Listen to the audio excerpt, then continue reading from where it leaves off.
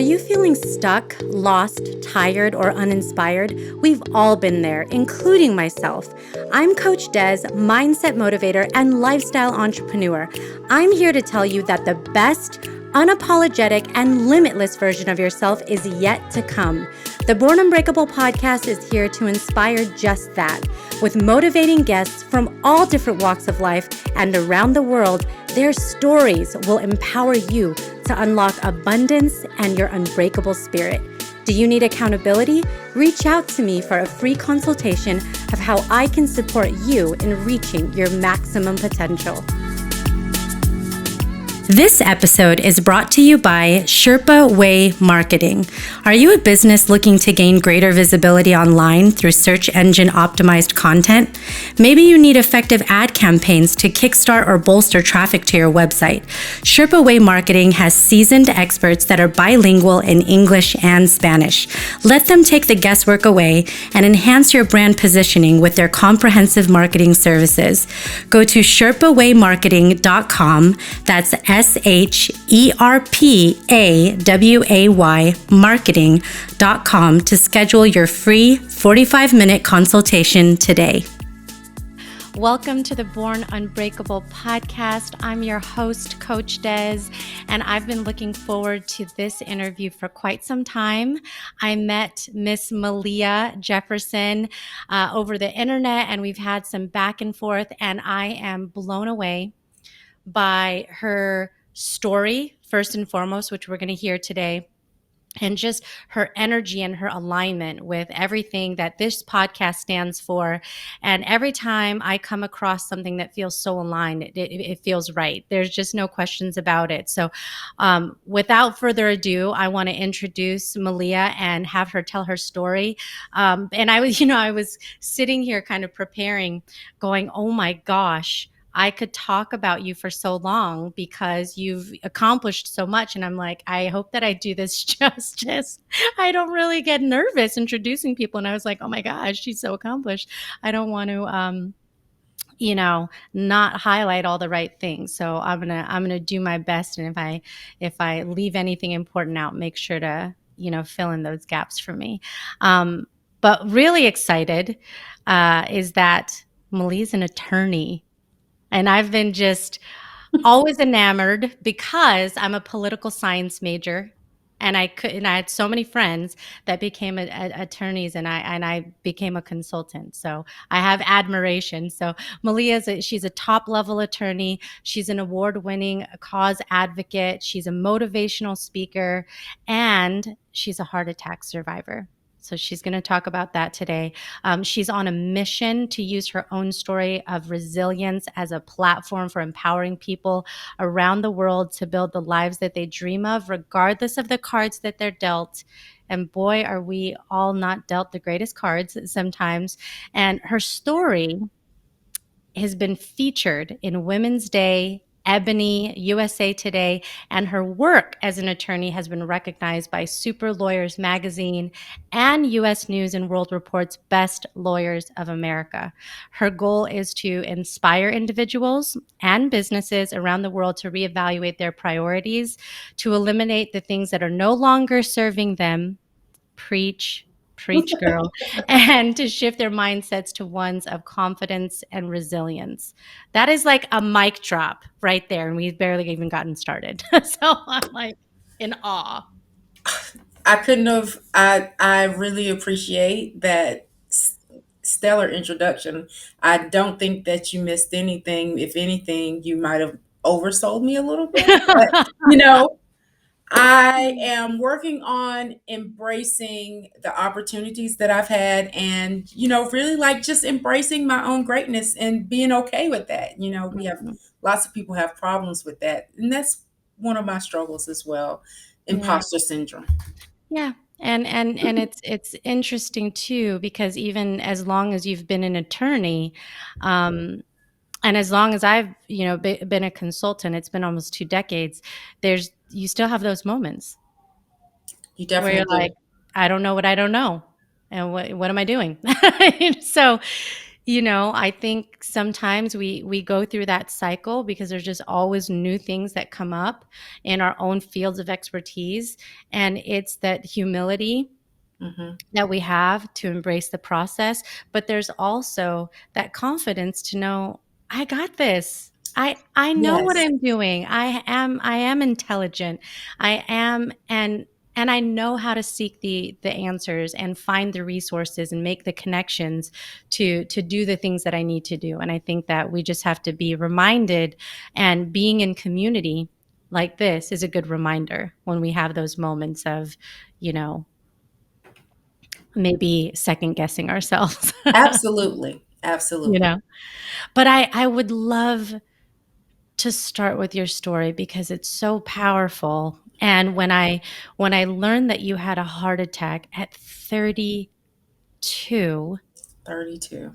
I and survived, and and now are doing more advocacy work for people who have gone through those kinds of things, and doing education. I mean, I just can't even imagine what it would have been like to experience that at such a young age. So Absolutely. I think for me, having experienced a heart attack at 32 was my wake up call that I needed to really embrace what was most important to me. And so I'll step back just a little bit and tell you how it all happened and what was the point where I recognized life is short, right?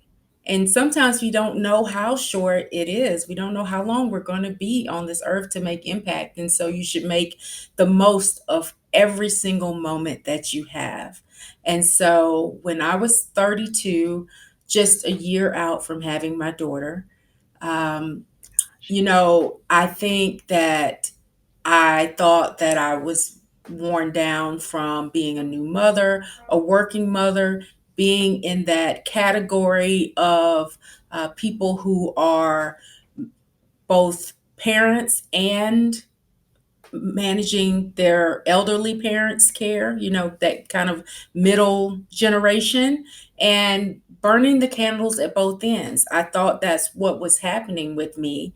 And so one day I was not feeling particularly well after I dropped my daughter off at her child care provider, and I decided to call in and stay home. At that time, I was working for a judge, happened to be Judge Michelle Childs, whose name we've heard recently as a potential Supreme Court nominee, though she didn't get nominated. But anyway, I'm digressing. So I called her and I said, I'm not really feeling well today. I'm going to just take something, lay down for a little while longer. I'll be in that afternoon. And the afternoon came and I still wasn't feeling well. So I called out for the entire day. But I knew that my daughter was coming home soon, so I was just trying to like pull it all together, so that when my daughter was picked up from childcare, I'd be ready to run with her. I mean, she was a 1 year old who just started, walking and babbling and was very busy.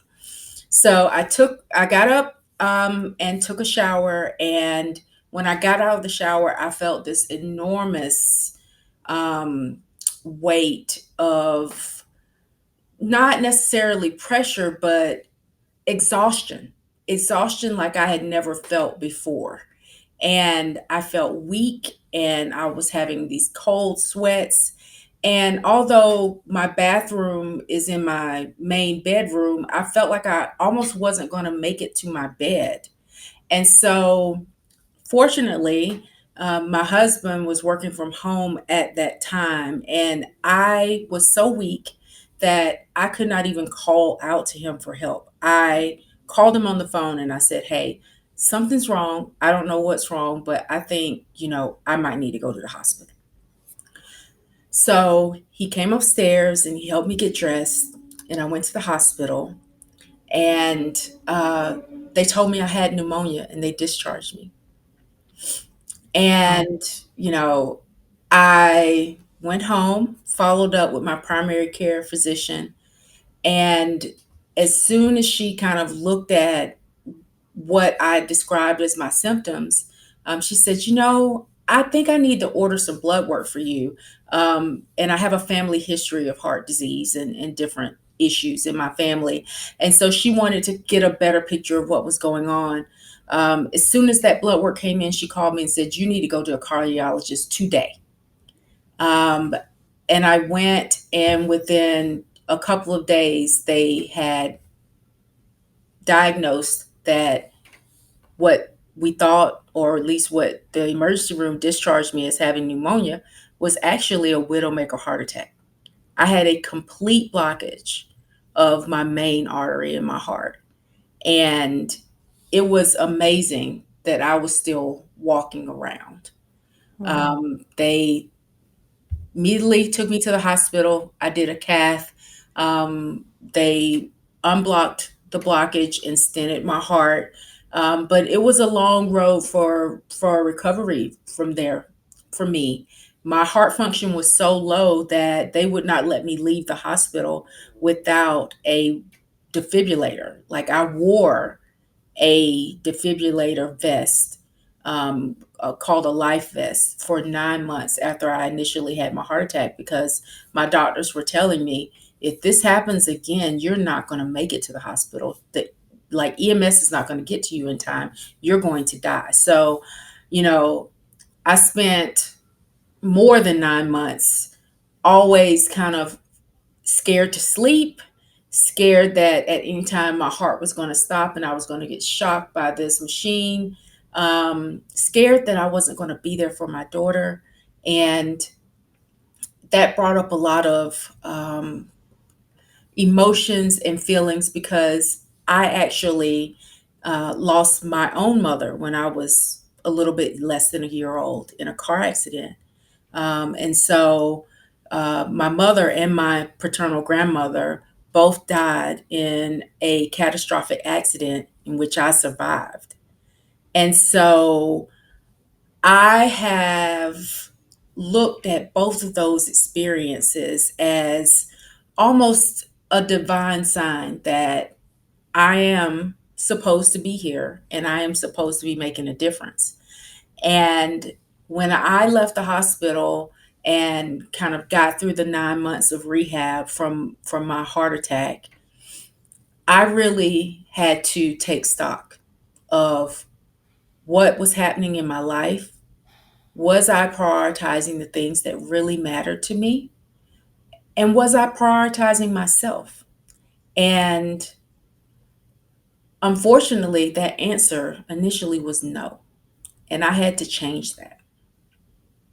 So that is what put me on a path to evaluating what is really aligned with who you are, your purpose in life, and making sure that you are making choices that are consistent with that alignment. Because, like I said earlier, life is short and you have to make the most of every single moment, because it's not promised. Tomorrow is not promised to us.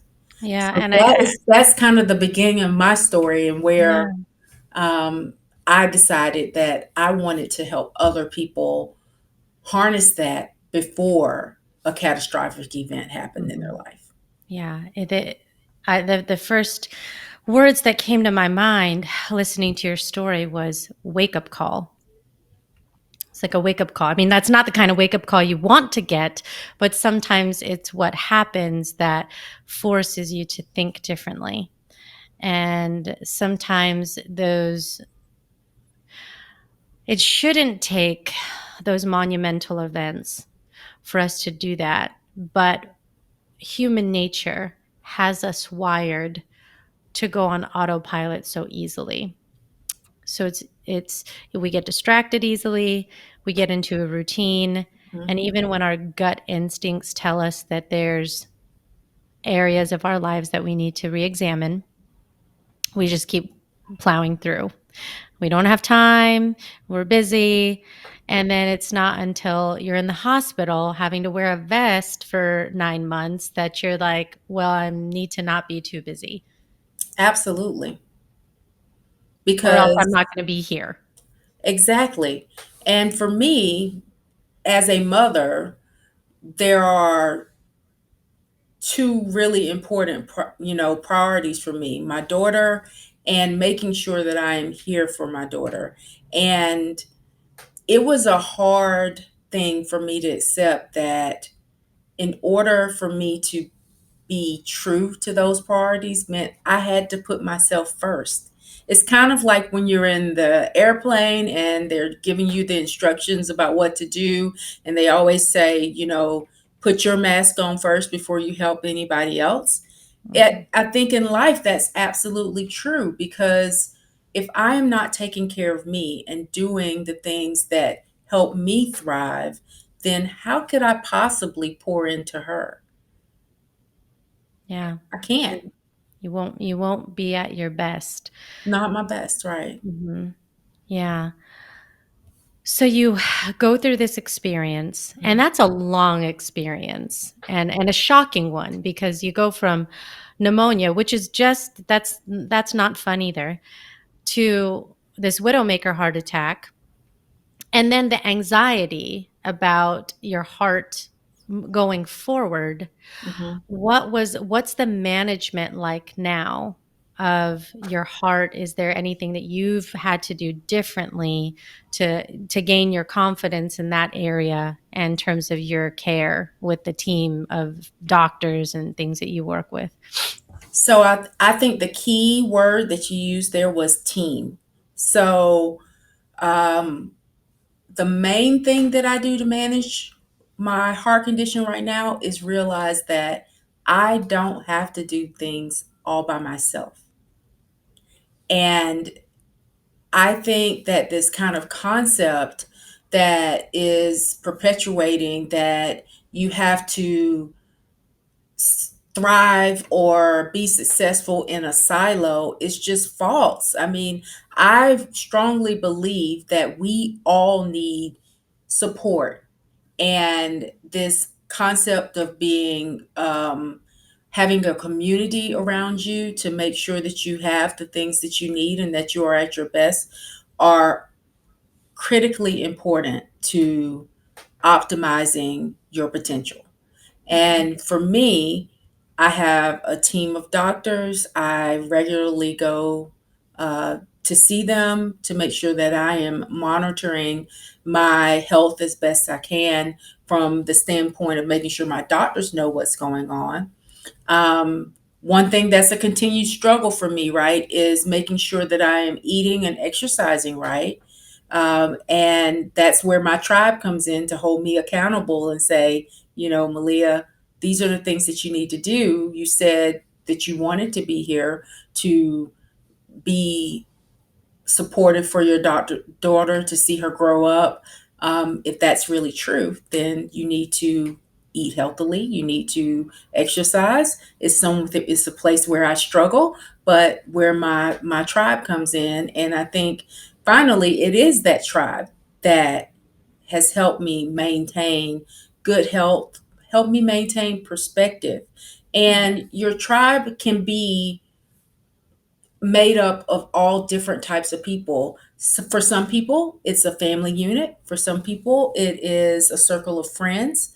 Um, but I do think it is important for everyone to recognize that you don't have to live your life in a silo, and you don't have to get through you don't have to go through difficult things by yourself. Mhm. Yeah, I'm so happy that you're being vulnerable enough to say that. Um, it's an epiphany, I think sometimes is hard to accept when you realize you have to accept help.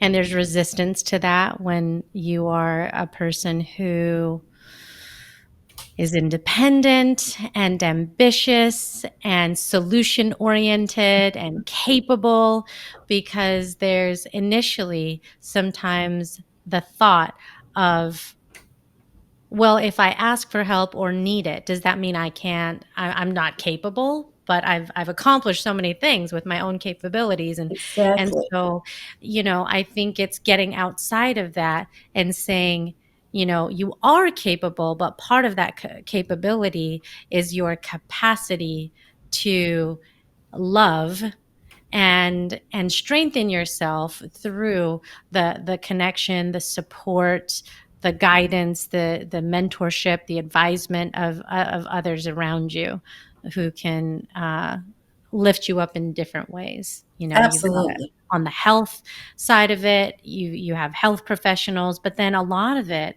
is the mental aspect of it, That's so because true. it's not that you're not sitting there going, I know personally these choices I can make with what I'm eating or whether or not I decide to exercise for 30 minutes. But if I'm left to my own devices, I will easily choose the thing that's easier to choose. I mean, and so having the accountability, and that's a lot of it, I think, where that comes into play, that having the tribe is the accountability. It's Right. not because you don't know, because we all know too well. It's the fact that other people are holding you accountable to the things that are hard for you to hold yourself accountable to. Yes, that is so true. Very true. Yeah, the food. Ugh. Oh, don't even get me started. It's just like a whole thing, a whole process. And there's like ups and downs, but I really want to talk about, um, well, there's a landscape that we're in right now, right? Every Mhm. every season when we go through and admire and reflect on a year, there's a landscape that exists, meaning Right. our environment is shaped by the world. We can't, to your earlier point about isolation, there's an awareness that we have to have about the world around us. And in the world around us over the last 24 months, there's a lot. There's a global pandemic. We have to all acknowledge, whether we want to pay attention to it or not, there's a war going on in the world. In 2022, there is an actual war happening in the world. It's Yes. affecting the global economy. It affects prices. It affects how we do business globally. And so we all of these things affect the way we think. It can affect our health. We just talked about the mental state, and so we have to be cognizant of the world that we're living in, right? And in that, I've seen more people think about their alignment and thinking about if they are focusing on the things that is fueling them and enabling them to live the best version of themselves, or if they're caught up in all of the things that are keeping them from doing exactly that, right? So Right. you or I or anybody else in any other part of the world could get caught up in pandemic and politics and things that can bring us down and keep us from being productive. Right. But it's a choice. And we have a choice every day. So I would love to have a conversation with you about alignment and what you've done to kind of get that in your life, and how you make decisions about what you do and don't uh, pay attention to or give time to. Yeah. So, and you mentioned the pandemic, which has been an experience for people around the world to kind of have this unintentional pause to reflect on, what is both happening in the world, but also what is happening with them personally. And, I recognize that I have the extraordinary privilege of using that pandemic time to reflect on things in a way that not everyone has, right? So during the pandemic, I wasn't one of the people who was necessarily thinking about, like, how am I going to feed my family? And those types of things.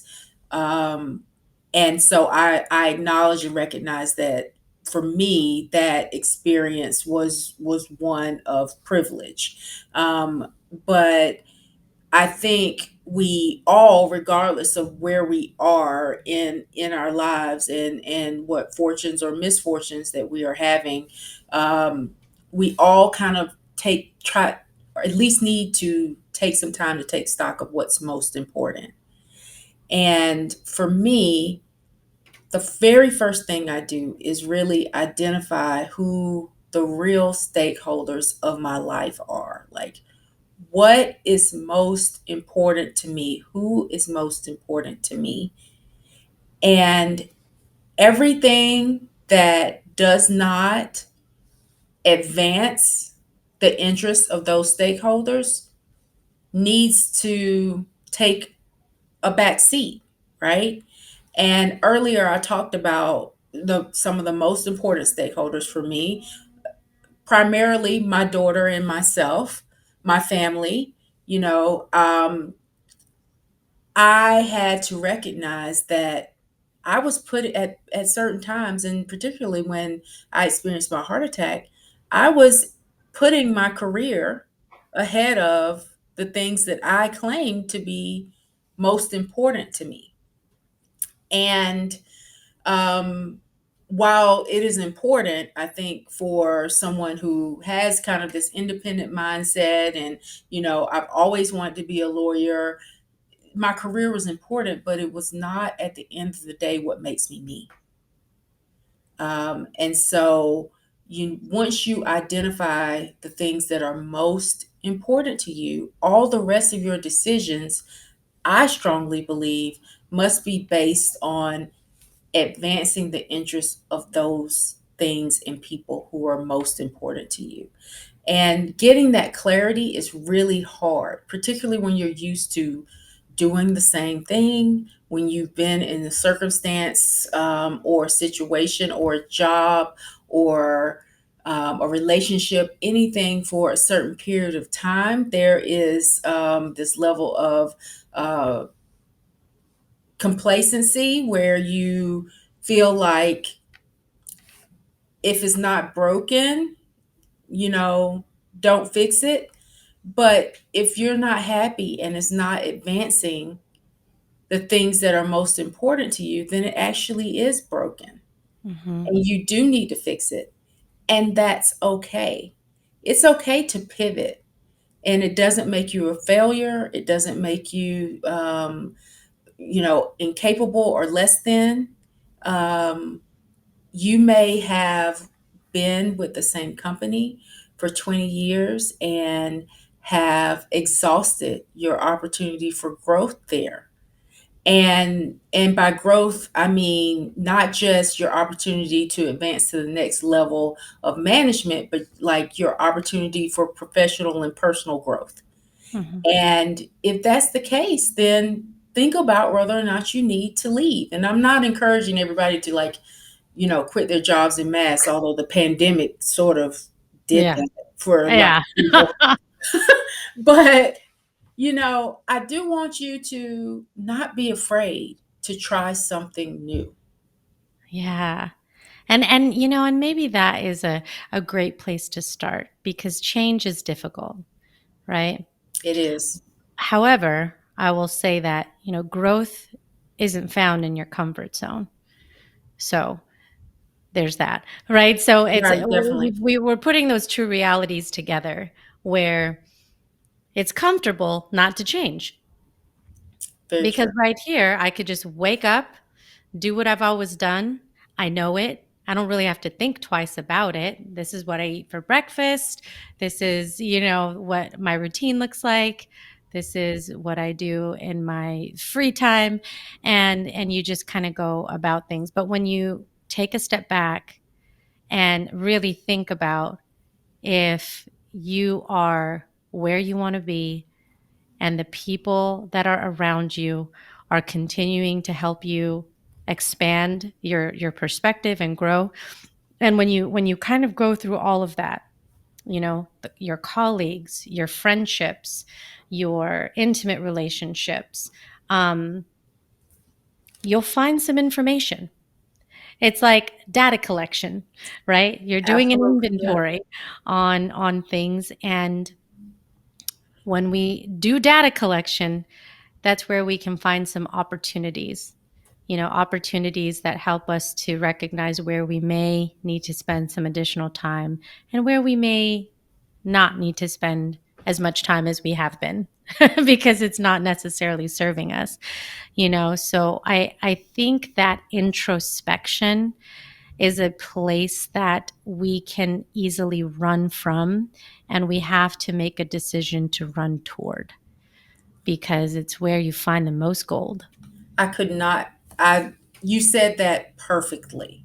As a matter of fact, when I go back and I'm going to listen to that, and I'm going to, you know, use that little bit as a mantra for propelling these next stages of my life. This concept of introspection and using it to propel yourself to the next phase. Mm-hmm. Um, and it is hard to really look at yourself in the mirror and separate Mm-hmm. what your perception or what others perceive of you from the reality of what it is you actually want Mm-hmm. Well, for and yourself. here's another thing that I think about, and even when I think of your story about where you were when you were 32, when everything was happening, and likely where you are today, and where you're thinking you might be tomorrow, is don't be afraid that when you think about who you were 5 years ago, that it's different than who you are today, and that you're striving towards a little bit of something different 5 years from today. Because I think it's scarier if you look at that and the answer is that it's the same. That's just my personal perspective, because it's a reflection of what work you may or may not have done, Mhm. to tap into your potential. Now, I do think that there is something to be said for when you're ready for certain things. Sometimes we chase opportunities, and you want this promotion, or you want this more money, or you want some kind of title, but where you're just at in your competency levels or your experience isn't there, and so we get ahead of ourselves. So it's not but I think so. There's situations like that where we might be overzealous. But I think what's important is that we're always evaluating, are you at least moving in the direction towards the things that you want and what you want to represent and how you want to show up, and Exactly. acknowledging where you've made repeat mistakes. you know One of the and I'll get vulnerable because you've been so vulnerable, and I don't always have these moments, but they just kind of come when they come. Is relationships have been one of those areas for me where, because my tendencies are to be a people pleaser, is Mhm. to want to find solutions. And so inherently, those are good qualities. Like, I've acknowledged in my career, those have been great qualities that have gotten me so much of what I want. But in my relationships, my personal relationships, I've had to figure out boundaries, and I've had to figure out how to not fall in love with potential, because that's different than reality. Reality and potential are two different things. Preach. I somehow continued for a long time to think somehow they could have been the same thing. But that was part of my learning. I had to recognize the common denominator and not place responsibility on anyone else but my own decisions. And that's sometimes a hard pill for anybody to swallow, because sometimes our decisions are not that great, and that's where we get to make better ones. We still have a chance, and that's the part where we are wanting to get to. And that's the point of this podcast, is to say, hey, we're not perfect. We show up the best we can, but we also recognize that there's work to do. Right. And that is really where um, the building of resilience happens, right? So you acknowledge that maybe, you acknowledge a trauma or you acknowledge a mistake, and really sit with the reality of what that means in your life and give yourself permission to take all of that in, react to it, feel what you feel. Don't apply judgment to it. Don't berate yourself for, I think a lot of people will go through an experience and look at it and say, well, why did I let this happen to me? Why did this happen to me? Is it something that I did? It actually might have been something that you did, but if that's the case, you have to take stock of what led to the experience. So, using my life as an example, for me, I had to acknowledge that maybe I was not living as healthily of a lifestyle as I should have been.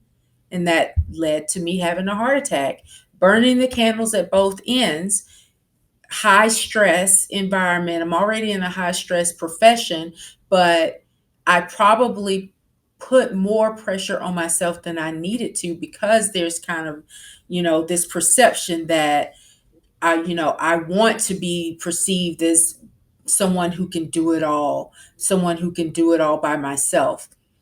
But that has consequences. And for me, that consequence was I had a heart attack.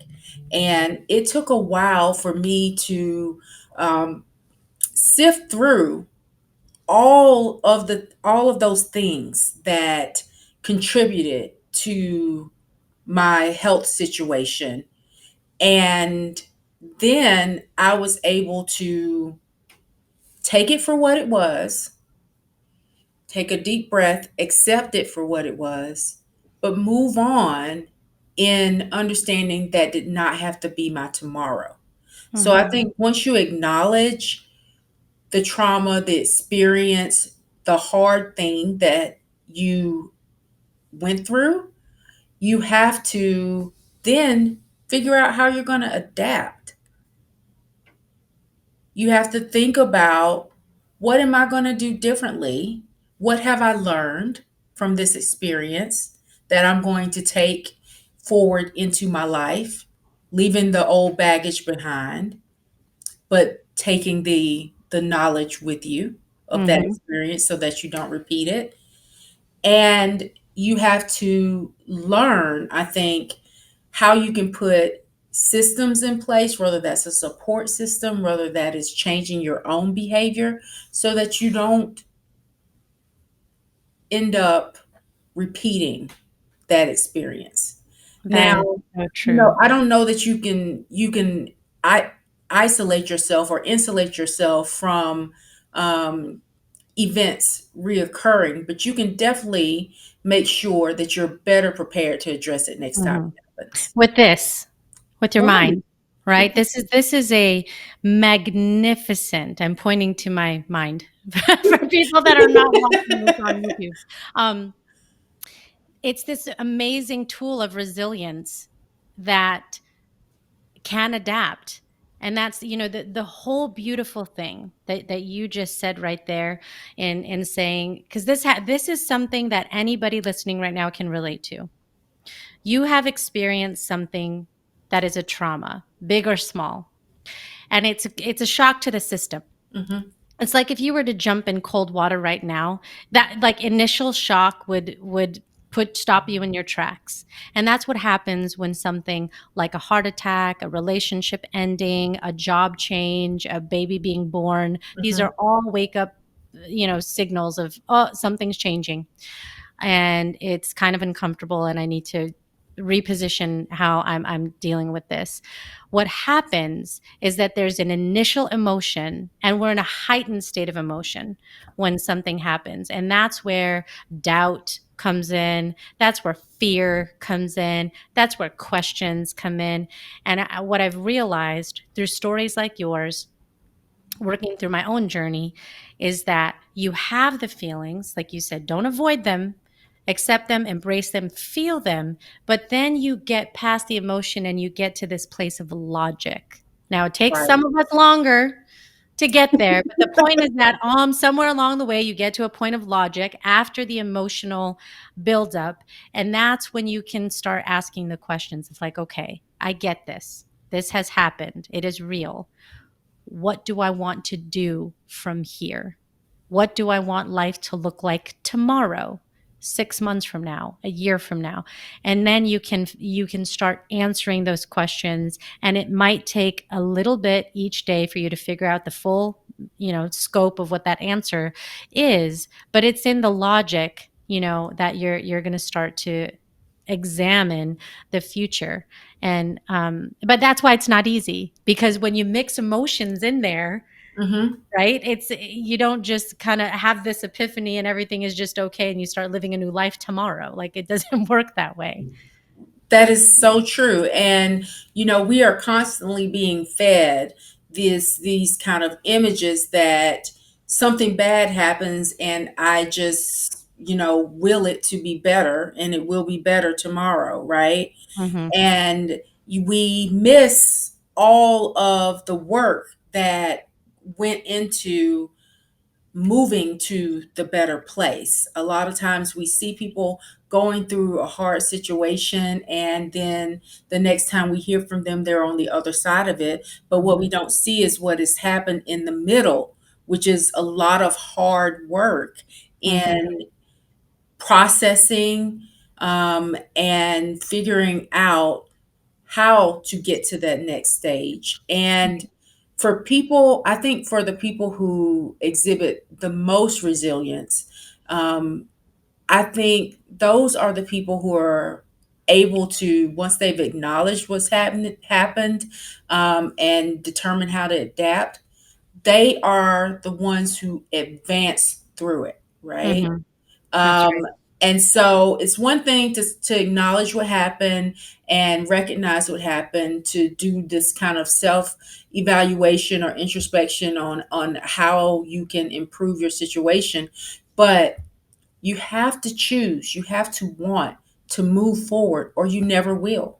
Mm-hmm. It's an intentional, conscientious shift and choice that you make every day, and Yes. only you can do that. And and that's the thing. It's not something you delegate. It's not something that goes to someone else to decide. It's a decision that you have to make for your own life, and that's what adulting looks like. It's what adulting looks like. I mean, it's what life looks like. Mhm. And I think we all have the capacity to live resilient lives.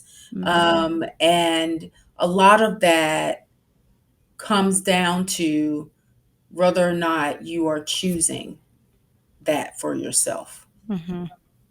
And how much you want to spend your time being future focused versus looking in the rearview mirror, which is an easy admiration. But we also have to recognize that what happened 5 seconds ago we can't change.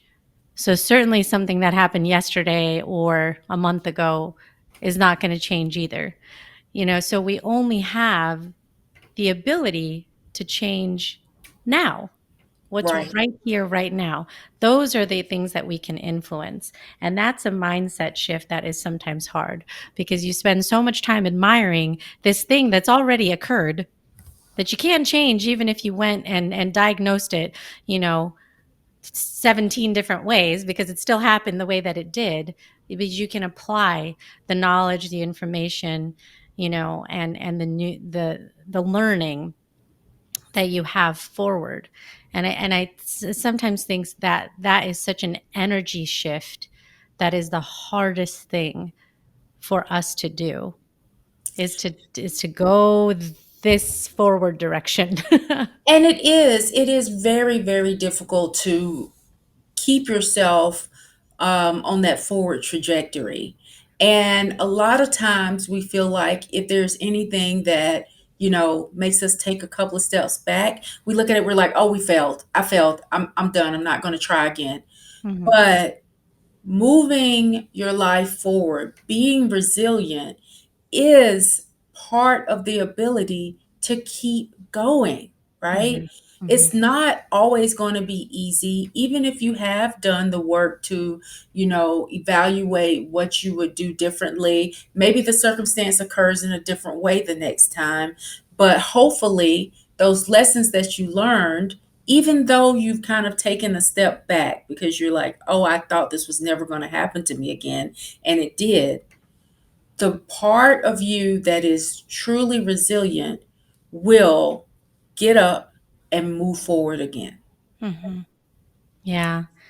And I think that going back to a point that you made that was very strong before about your tribe is an important part of that ability to be resilient and move forward.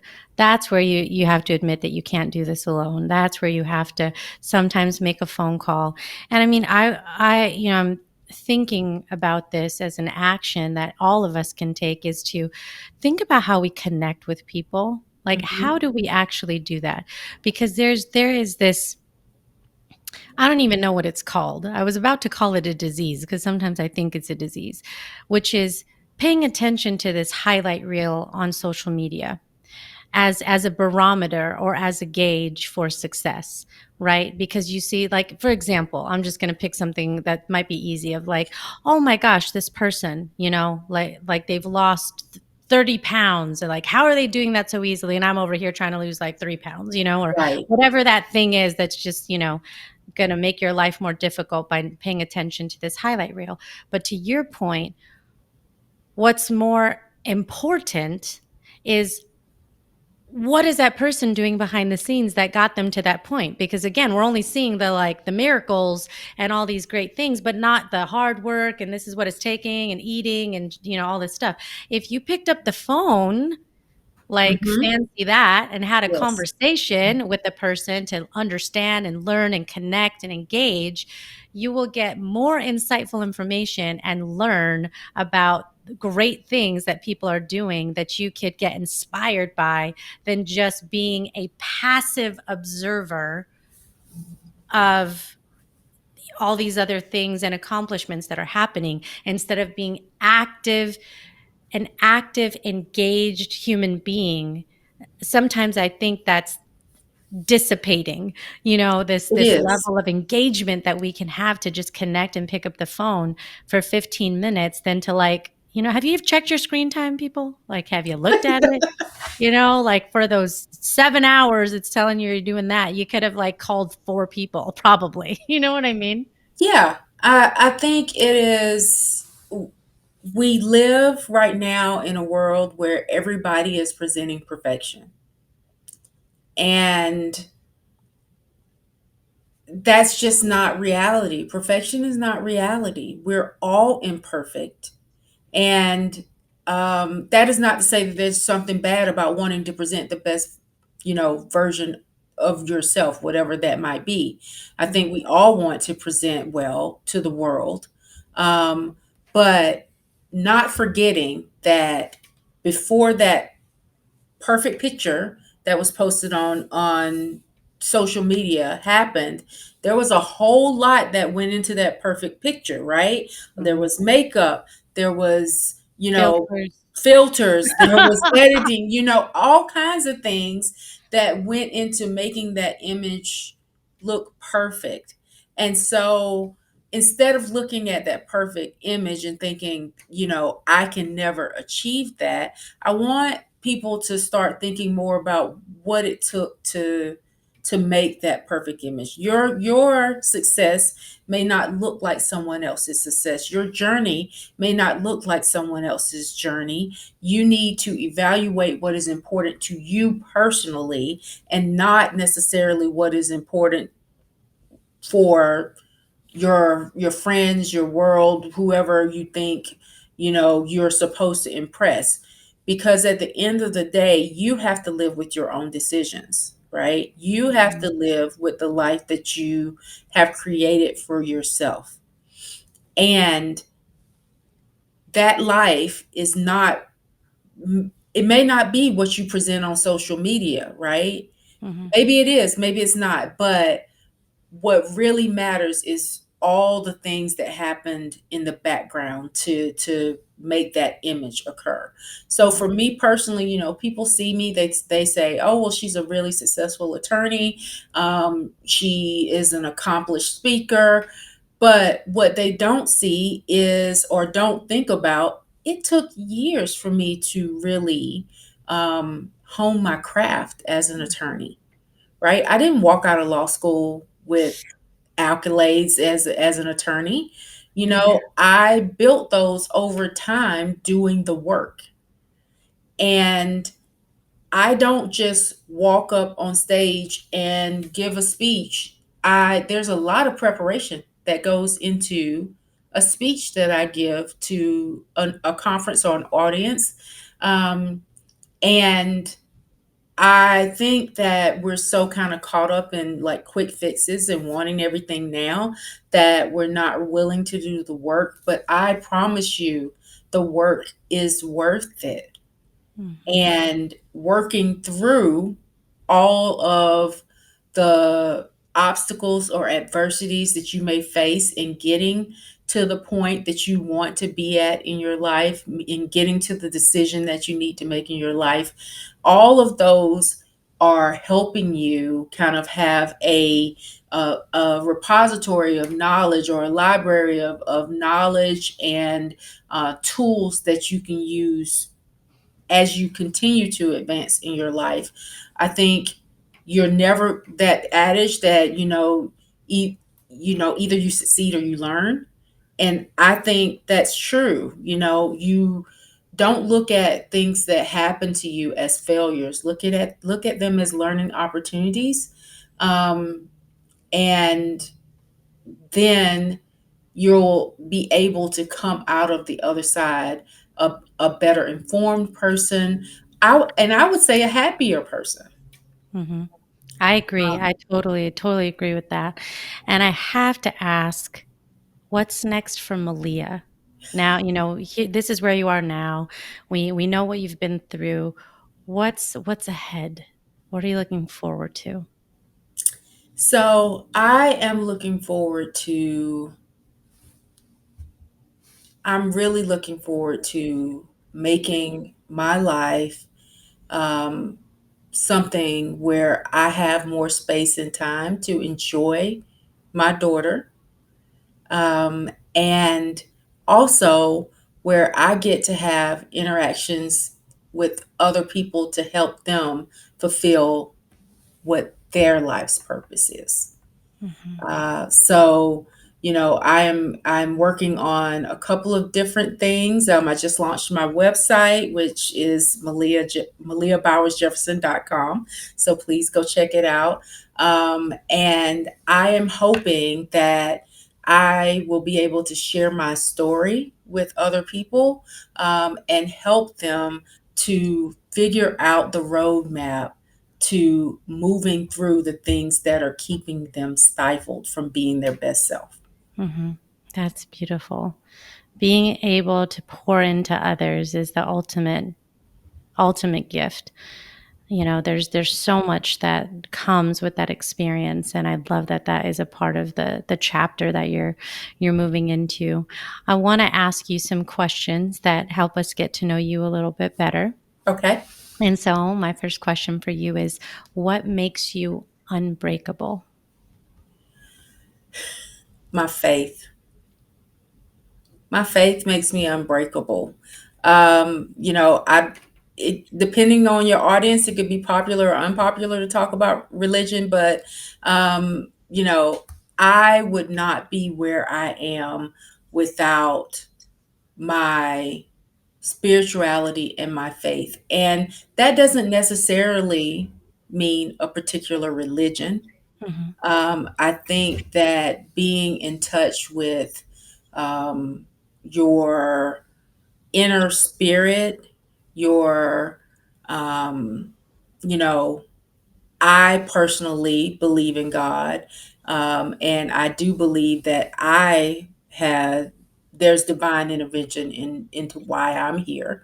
Mhm. But whatever that space is for you that lets you know that the impossible is possible, you have to believe that it's possible before you can make it a reality. So my faith. Ah, it's beautiful. And I love this space because I I see and embrace all of it. We all have different belief Right. systems, whether it's God, whether it's the universe, whether Mhm. it's, something else that's out there. I think it's a sense of a higherness, Right. that's a little bit bigger than us, that we can go to, that gives us that sense of humility and openness to learn and openness to embrace hope and possibility. So I think that is beautiful, that it's your faith that makes you unbreakable. What is something that's on your bucket list? Oh my goodness, on my bucket list. So I would really love to tour all of Asia. Oh, that would be amazing. Yes. I mean, I love to travel. I've been to a lot of different places, and I think my daughter is really enamored with Asian culture, and is now learning Mandarin, and so I think maybe part of why it's on my bucket list because I want to do it with her. Yeah. But I just love to travel and see more Asian countries. Oh yeah, that'll be, and it's even more fun when you think about doing it with your daughter. Yes. So you're gonna have a lot of good memories coming up over there. Lots of places to see there in Asia. Meliah, what's a self-limiting belief you've had to overcome? Imposter syndrome. I for a very long time I kept waiting for the time when people would find out, oh well, she's just it's just all chance that she's winning these cases, or it's by chance that she got this award or this accomplishment, and not really believing that it wasn't chance, it was the work that I put into it, Mhm. and believing that I am enough and that my accomplishments are mine and it's okay for me to own that. Yeah. Oh, And that's that is hard. that's so hard. That's what kind of cases do you take? So I predominantly do just a lot of civil litigation. So if you think about businesses suing other businesses, Ooh, and I really love diving into intellectual property disputes. So if someone was out there stealing your born unbreakable trademark, we want to stop that, you wanna right? put an end to that. And, So those are the types of cases that I've worked on most in the yeah. past. You asked about kind of what's moving on in my future as a lawyer. I am moving on into the space of mediation, right? So Wow. not necessarily being the one to litigate the case, but to help the parties come together and find a resolution so that they can get Common out ground. common ground, right? Ooh, Yeah, so that from a professional perspective, as a lawyer, I'm yeah. moving more into the mediation space. There is room for everything that you just said. I think about the number of new businesses that have emerged over all of these months that are really digging in further into their intellectual property, because it kind of takes a while to establish things and then It figure out, does. like, oh gosh, now I have to protect myself and do all this stuff. And then and mediation is an art. I think it's its own thing, and uh I think there's a lot of gratification that can come when you're able to get people to that place, because it's not easy, for people to get to a common point of agreement often. That is very true, but I think I've learned a lot of skills that help people put into perspective. Again, we've talked this whole time about perspective, right? And Mhm. what are you really trying to accomplish? And is litigation going to do that for you? Yeah. And I've just found that a lot of times people just want to be heard, right? They want to be heard. They want acknowledgement. They want the other person to say, "I'm sorry." They Mhm. also they also probably want some money too. But Yeah. but you Yeah. know, I'm moving away from wanting to be the one to fight about the dispute to helping people come to that common ground. And that goes back to aligning where I am in my life, right? Yeah, I think you're brilliant, You're and I so think kind. that is an amazing alignment. So I'm really excited to hear you say that that's where you're headed, because the next question I was going to ask you is, what's your superpower? My superpower, I think, is probably my confidence. And I know people are saying, well, you just said that you had imposter syndrome, and now you're saying that your confidence is your superpower. But I really think that fake it till you make it sometimes is a really powerful thing to do. And I've just always been able to walk into a room and exude a certain level of confidence. And confidence will take you a long way. It really, really, really does. And I'm so, and I'm so glad that you can talk about both sides of that.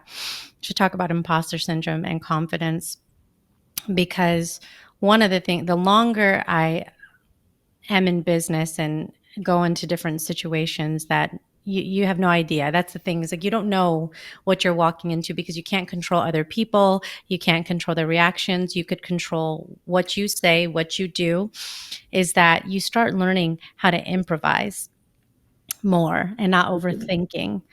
But all that preparation, in early stages of life and in your career and in your personal life, is, like you just mentioned earlier, worth it, because then when you get further along, you can trust in your gut more, I think. Absolutely. Absolutely. I love that. Meliah, if you had to give one last piece of advice to anyone listening, what would that be? I think that you have to really examine and be true to yourself, because that is ultimately what's going to make you happiest. Listen to yourself. That's amazing. I That was the reason I started this podcast. I'm Because so in glad you this did. kind of this, suffering, and I feel like that's a little bit of a big word, but it's still an accurate word, of spending so much time trying to accommodate, please, live up to, whatever you want to call it, other people, your Yes. parents, your partners, your mentors, everybody who has an influence and does care about you. But if you don't love who you are, Hmm. all the pieces of you every day, even the scars and the bruises and the bumps and the scrapes, Right. it's going to be really difficult That is so true. living on other people's terms. So true. So I love that. I love that. But so we heard your website, um, and say it again so we can make sure to go to that. Yeah, www.meliahbowersjefferson.com. Perfect. And then are you on certain socials Yeah, that you you can find are me frequent? on LinkedIn, Facebook, Instagram. Please connect with me. I'd love to hear more about, you know, your listeners' stories and connect with them. Hopefully, I can inspire them to move to the next stage of their life as well.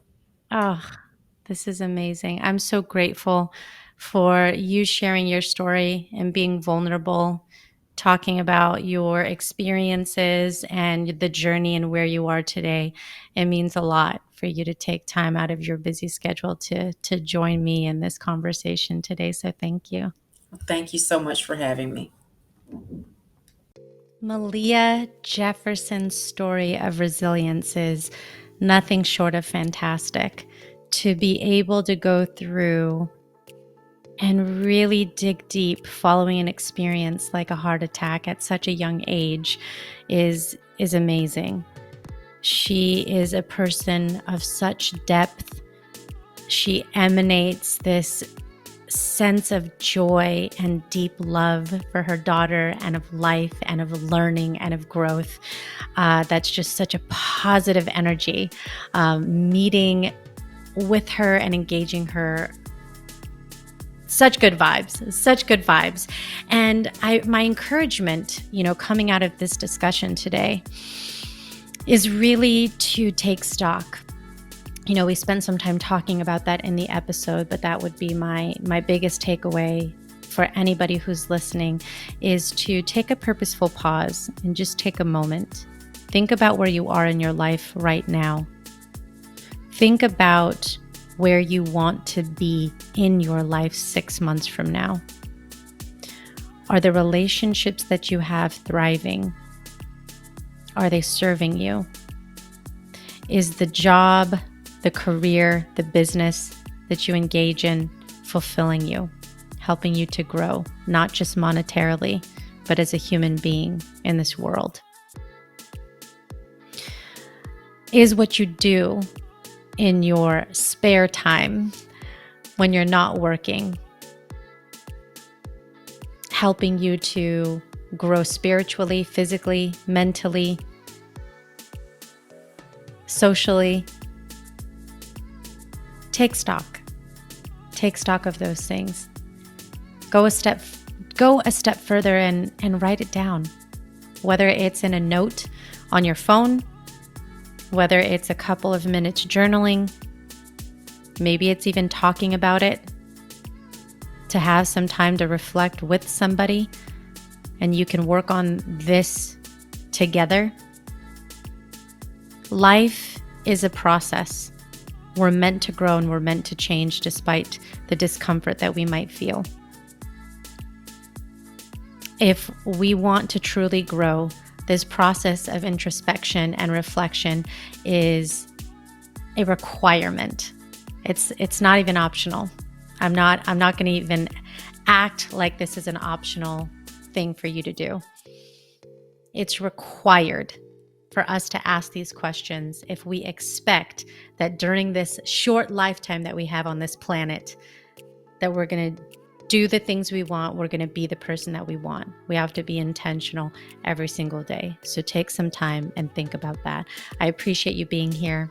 If you haven't subscribed, please do so. If it's your first time here, thank you. If you've continued to return, thank you. Leave a rating and review if you haven't already. Feel free to reach out to me. Go to bornunbreakable.com, my website, and you'll find all the different ways to reach out to me, whatever you prefer. That's why there's all the formats, because I know everybody is different, and I embrace that very much. Remember that you are your only limit. So take action and tune in again next time for another inspiring and fun episode of the Born Unbreakable podcast.